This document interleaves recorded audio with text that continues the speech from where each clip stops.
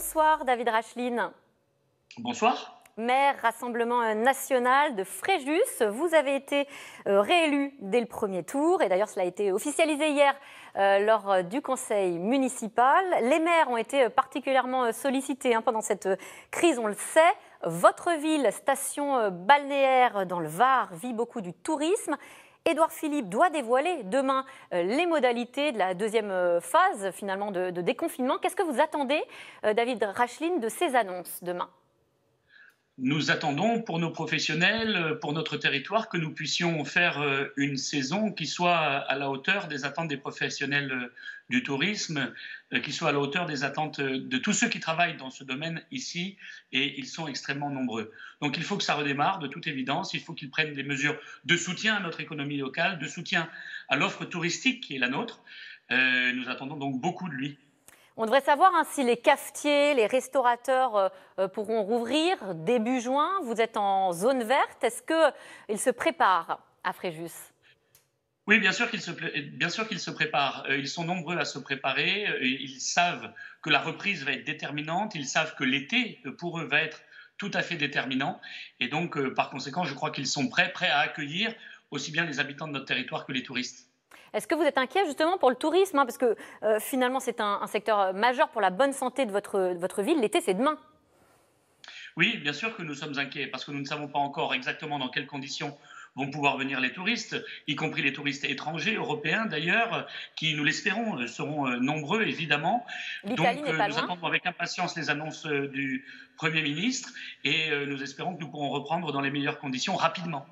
Si les réservations ne font pas le plein, est-ce que vous craignez des faillites dans votre région ? Oui, bien sûr qu'on le craint et c'est pour ça que toutes les collectivités territoriales doivent être au rendez-vous pour soutenir ces entrepreneurs qui sont dans la difficulté aujourd'hui. C'est vrai pour la commune, c'est vrai pour la communauté d'agglomération, mais aussi pour la région, pour l'État dont nous attendons beaucoup et dont nous espérons toute une série d'initiatives très rapidement parce que c'est maintenant que ça se joue. Alors justement, le tourisme à Fréjus, ça repose beaucoup sur les plages et ses fréquentations. On se prépare à un lundi férié là, pour la Pentecôte. Vos plages ont rouvert il y a quelques jours. C'était urgent, ça ?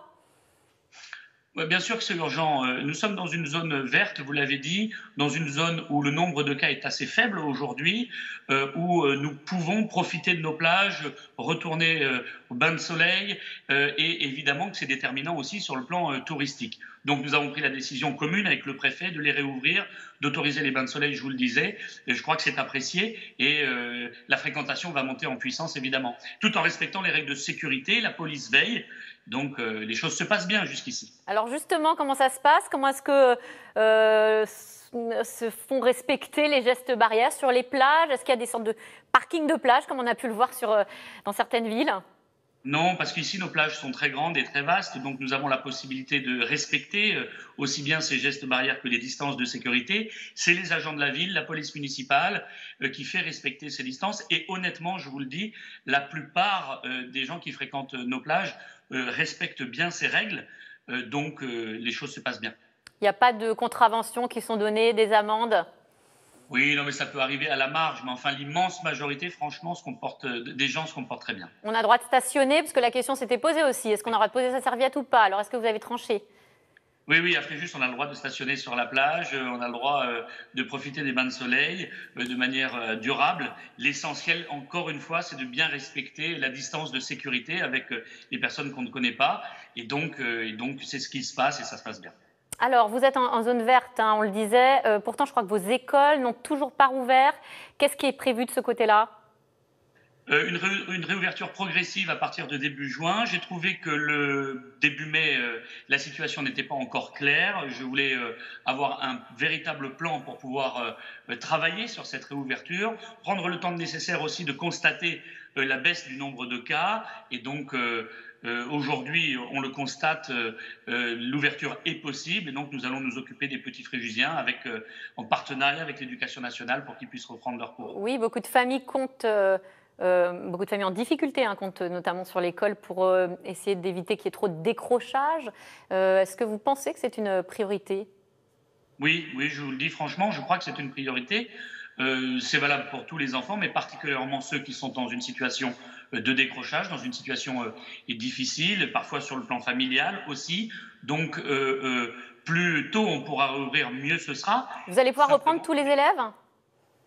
nous allons essayer d'en reprendre le maximum. Nous avons fait un sondage. Nous devrions avoir à peu près 60% des élèves et nous sommes en train, avec les services de la ville, de créer les conditions pour pouvoir accueillir ces élèves. Alors, pour éviter une seconde vague d'épidémie, qui était aussi la question que vous posiez par rapport à cette réouverture ou pas des écoles, il y a la fameuse application Stop Covid qui est fin prête. Qu'en pensez-vous? Est-ce que vous pensez que c'est efficace? Écoutez, à partir du moment où les données sont protégées, je pense qu'il vaut mieux tenter, il vaut mieux utiliser tous les moyens possibles pour faire ralentir voire même faire cesser cette épidémie. Donc, un certain nombre de garanties semblent avoir été données dans ce domaine. Il faut tester le coup et voir si c'est efficace dans la pratique. Assurer coûte que coûte, finalement, la protection des citoyens, quitte à ce qu'il y ait un peu moins de liberté? Écoutez, encore une fois, tant que les données ne sont pas transmises à tel ou tel organisme, alors il n'y a pas de difficulté. Chacun est libre de toute façon d'utiliser cette application ou pas. Ce qui est sûr, c'est que pour la santé de nos compatriotes, il faut faire en sorte d'utiliser toutes les méthodes possibles pour limiter le risque. Peut-être que cette application en fait partie. Nous le verrons bien fort de l'expérience que nous aurons dans quelques jours, quelques semaines. Alors justement, on parle aussi de la gestion de la crise sanitaire à travers cette application. Marine Le Pen, elle, a annoncé la publication d'un livre noir de la gestion de cette crise. Il devrait être publié en juin, début juin, je crois. Est-ce que vous pouvez nous en donner les grandes lignes? Qu'est-ce que vous reprochez principalement à cette gestion de crise? Écoutez, on a bien vu que la gestion par le gouvernement de la crise a été extrêmement poussive, c'est le moins qu'on puisse dire. Moi, je l'ai constaté dans ma collectivité, nous n'avons pas été dotés en masques, ni en gants, ni en gel. Bref, on parlait il y a encore quelques semaines, quelques mois, dans mon territoire, de fermer des services de réanimation dans les hôpitaux. C'est vous dire si la prise de conscience dans le domaine général de la santé n'était pas encore réelle de la part du gouvernement. Donc il faut changer de politique, il faut faire le constat de toutes ces erreurs, c'est ce que souhaite Marine Le Pen et elle a raison, pour éviter de les refaire d'abord et puis ensuite surtout pour mener une vraie politique de santé à la hauteur d'un pays. Et c'est ce qui est fait justement avec le Ségur de la santé qui a été lancé lundi. Oui, le problème c'est que je crains que ceux qui soient responsables de cette crise ne puissent pas en apporter véritablement les solutions. David Racheline, les élections municipales sont derrière vous, puisqu'on le disait, vous avez été réélu. Pour les autres candidats, il faut relancer la campagne. Le Rassemblement national n'a pas percé, il ne semble pas être en mesure de remporter beaucoup de mairies. Comment est-ce qu'on explique ces mauvais scores? Écoutez, massivement, les électeurs se sont abstenus. C'est particulièrement vrai pour les électeurs du Rassemblement national. Moi, je leur dis d'ailleurs à tous les électeurs, quelle que soit leur étiquette politique, ne vous faites pas voler cette élection. Le 28 juin, il faut aller voter, car l'élection municipale, c'est déterminant pour votre vie au quotidien. Et donc, c'est une élection majeure. Il faut évidemment appuyer les maires, aider les maires, et c'est à l'État de le faire pour que la sécurité des électeurs soit assurée. J'espère qu'elle le sera. Et si elle l'est, alors il faudra évidemment aller voter.